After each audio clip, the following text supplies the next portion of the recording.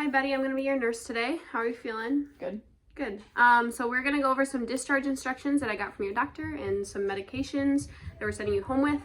And we're kind of going to talk about what your transition to the rehab facility is going to look like today, okay? Mm-hmm. So first things first, let's talk about your medications. So we're sending you home with 5 different medications. Some of them might be familiar with you, some of them might not be. But the first one is Lovenox, which is a blood thinner.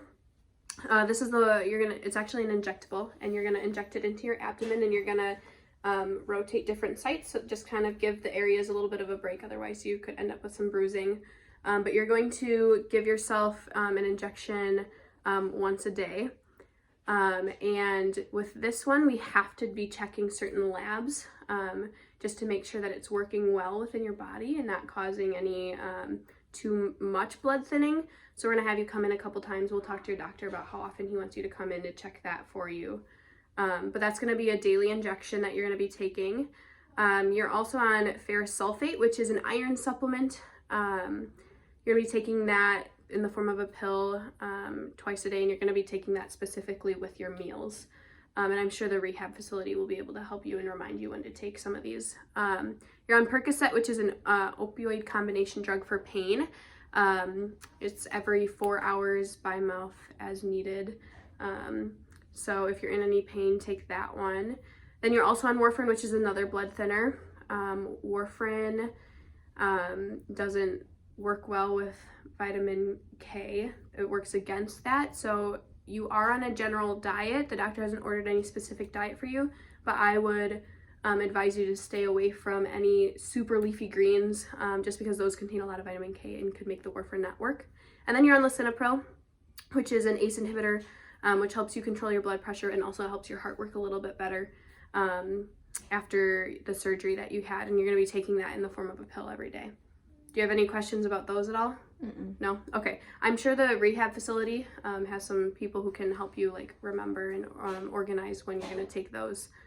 But yeah, so we are discharging you to a rehab facility. You live at home alone, correct? Mm-hmm. Yes. Okay. So until you feel a little more comfortable moving back home alone again, we're going to have you at a rehab facility.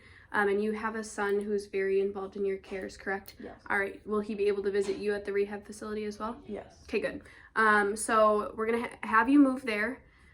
You are allowed to shower 3 days after your surgery. Until then, try to stay out of the water. But once it's been 3 days, you can jump in the shower. The only thing is you have to keep the dressing on that incision site for 7 days. So when you're in the shower, and in the water, make sure that you're covering that with some sort of a plastic covering or something to keep the dressing dry so you're not getting the incision site wet or dirty.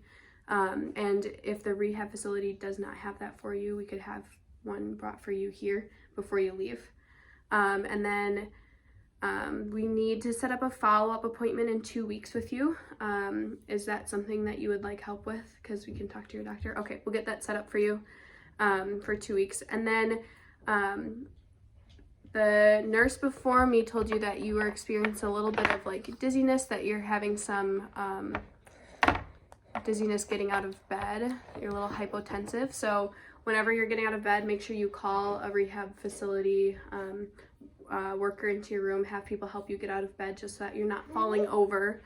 And then because of the hip replacement, it might be a little hard to walk on that for a while, and I'm sure you've experienced that already. So only bear weight as tolerated. Don't push too much, and ask for assistance if you're needed. We have a walker for you, and they'll have one at the facility for you to use as well.